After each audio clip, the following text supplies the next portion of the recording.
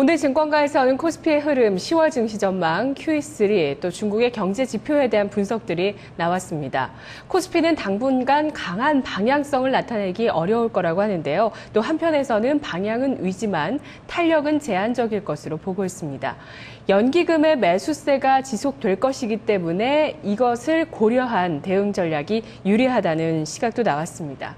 하나네트증권에서는 10월 증시 전망을 했는데요. 미국의 경제 회복, 3분기 실적 개선세, 이런 것들 긍정적인 펀더멘털을 기반으로 해서 증시 랠리는 진행형이라면서 유로존 리스크나 미국의 재정 절벽 이슈는 마찰적 변수지만 시장 회복 추세를 훼손하지는 않을 것이다 라는 시각이었습니다. 섹터 전략은 밸류에이션과 이익 모멘텀을 중심으로 해서 자동차와 철강, 화학, 운송에 대해서 비중 확대를 권하고 있었는데요.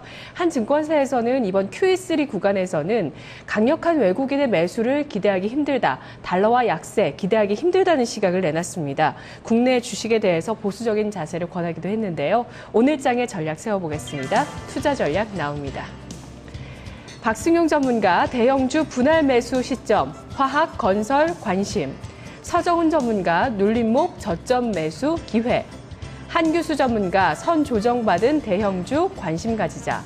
정희만 전문가, 경기 둔화 우려감, 그러나 1950선 강력한 지지선이다.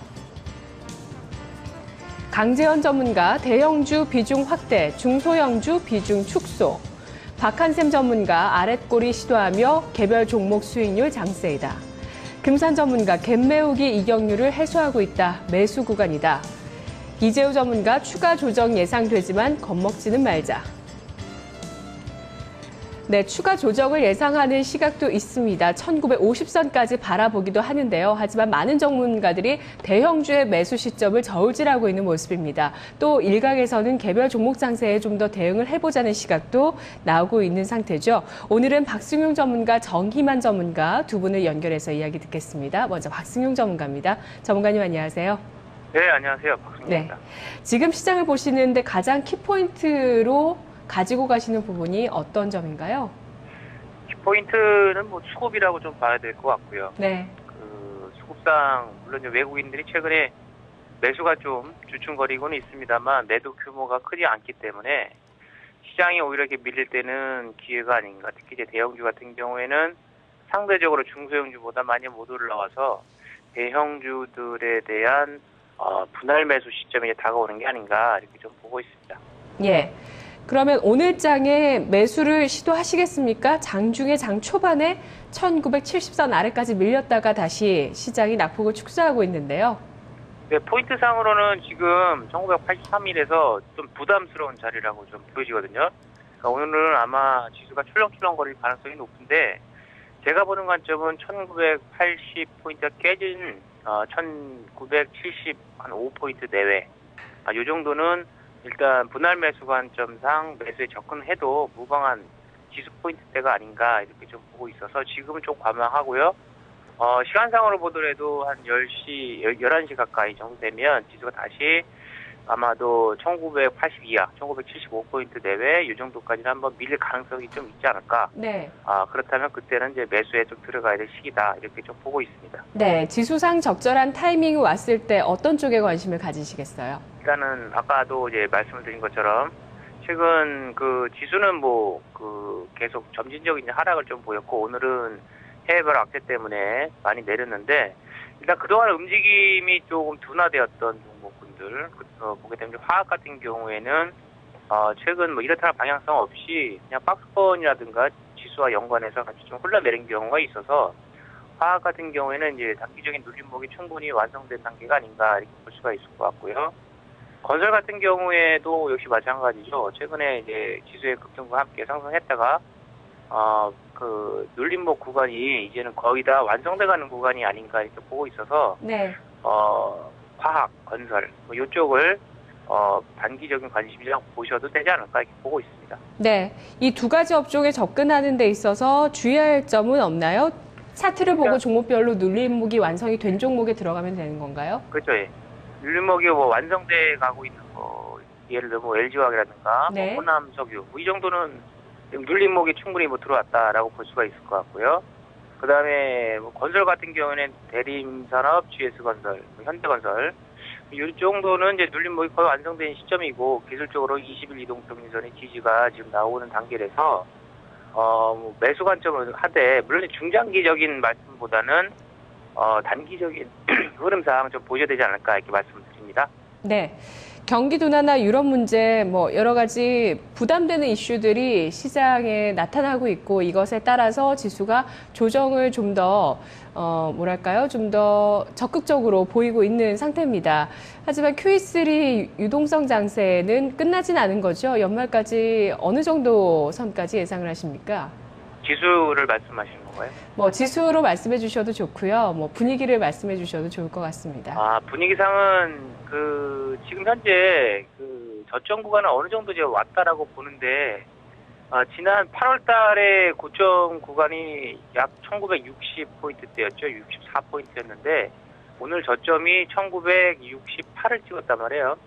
그렇다면 앞전 고점이 이제는 뭐 지지 역할을 충분히 해낼 수 있는 구간이 되었다라는 관점이고 즉 1970포인트 이렇게 살짝 깨지면서 오늘 저점이 어느 정도 나왔다라고 볼 수 있기 때문에 제가 봤을 때는 연말상 지금 외국인들은 매도에 좀 나서고 있지만 규모가 크지 않습니다. 작다라는 얘기죠. 그렇다면 외국인들은 해외 증시가 좀 불안할 때는 관망한 어떤 흐름이 나오고 있고 해외 쪽에서의 긍정적인 모멘텀이 나올 때는 적극적으로 매수에 좀 가담을 하고 있다는 거 봤을 때는 현재로서는 뭐 2,000포인트를 넘기 위한 진통 과정이라고 좀 보고 있고요.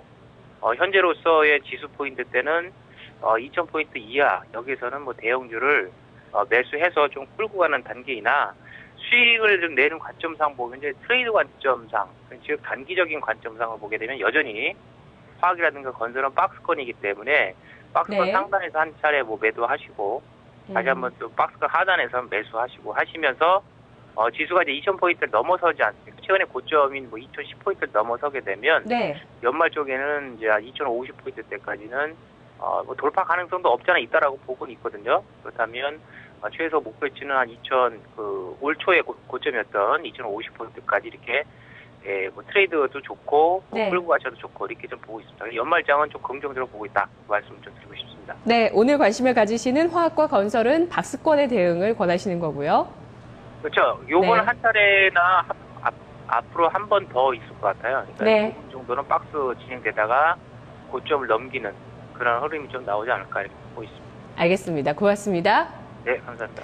네, 박승용 전문가 1975선 정도 왔을 때 매수하는 것은 무리가 없다고 보고 있습니다. 오늘 장중에도 충분히 이 선까지 다시 내려올 가능성이 있고요. 그렇게 됐을 때는 눌림목이 완성된 업종, 화학과 건설 쪽에 관심을 가지면서 박스권의 트레이딩 전략을 세워보자는 이야기를 했습니다. 눌림목이 완성됐던 종목에 대해서도 여러분께 말씀을 드렸고요.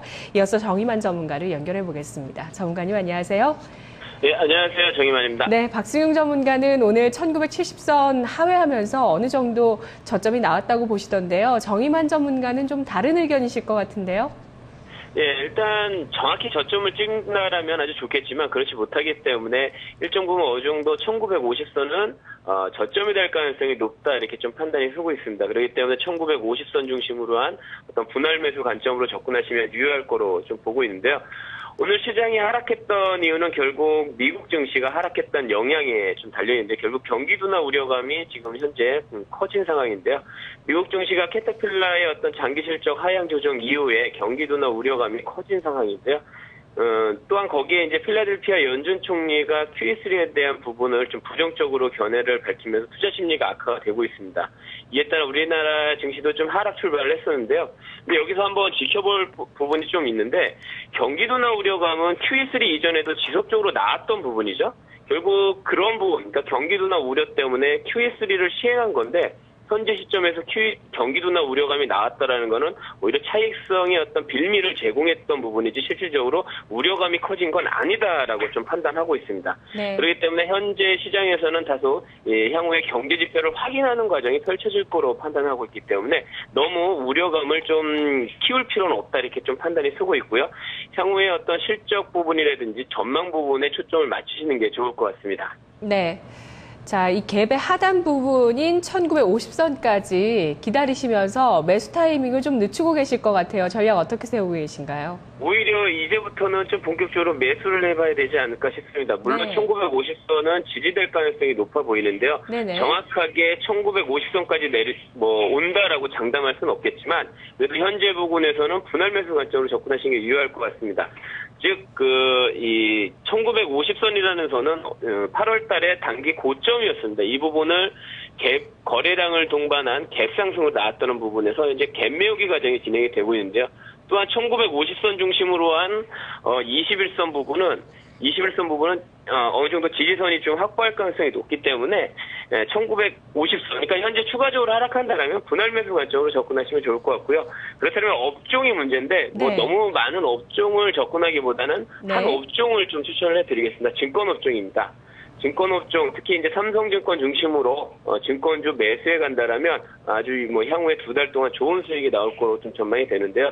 보통 1차 양적 완화, 2차 양적 완화 정책 때 삼성증권이 저점 대비 50% 상승을 했습니다. 네. 이번에도 어느 정도 유동성 랠리에 대한 수혜가 삼성증권에 그대로 나올 수 있다는 부분에서 오히려 현재 구간 밀릴 때마다 증권주를 담아가는 전략으로 접근하신다라면 뭐 향후에 2달 정도의 어떤 기간을 봤을 때 수익률은 좋을 거로 판단하고 있습니다. 네, 포트폴리오 안에 증권주의 비중은 어느 정도로 권하십니까?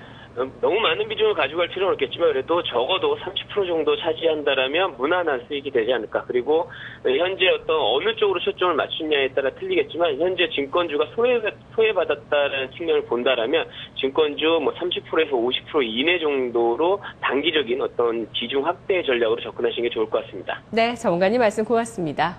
예, 감사합니다. 네, 코스피가 유동성 랠리에 따라서 2050포인트 돌파 시도가 나왔었죠. 이후에 이 갭 메우기 과정을 많은 전문가 또 투자자분들이 지켜보고 계셨습니다. 현재 그것이 어느 정도 완성됐다는 시각이 토마토TV 전문가들을 통해서 나오고 있고요. 따라서 대형주를 위주로 차츰 분할 매수를 해갈 시점이라고 보고 있습니다. 정의만 전문가 1950포인트 지지선으로 보고 있는데요. 이 강력한 지지선이긴 하지만 여기까지 내려와서 바닥을 형성한다. 이 뜻은 아닌 것 같습니다. 바로 지금부터도 분할 매수가 가능한 구간이라고 보고 있고요. 많은 업종 가운데서도 유동성 랠리의 최대 수혜주인 증권주 관심을 갖고 있습니다. 포트의 30% 비중 권하고 있습니다.